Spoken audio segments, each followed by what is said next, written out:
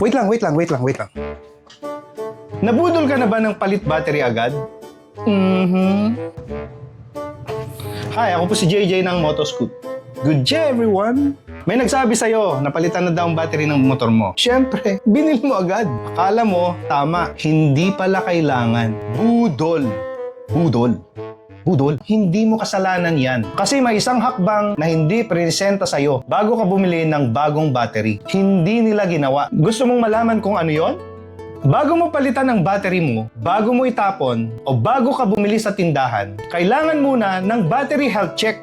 Kasi hindi lahat ng hindi mag-start ang motor, dead battery kaagad ang dahilan. Minsan, discharge o lobat lang pala siya. Minsan naman, may ibang problema sa electrical system ng motor mo. Kapag hindi mo sinuri at nagpalit ka kaagad, dalawang bagay ang mangyayari. Una, nagsayang ka ng pera. Pangalawa, andyan pa rin ang problema sa motor mo. Ang battery health check, susuriin ang tamang kalagayan ng battery mo kung kaya pa siyang ma-recover or kung kailangan na siyang palitan. Hindi ito mahal, hindi ito matagal, pero makakatipid ka dito ng libo-libong piso. O mas mahalaga pa, makakatipid ka ng frustration, yung hindi na maulit ang budol. Kaya bago ka magpalit ng battery, ipasuri mo muna.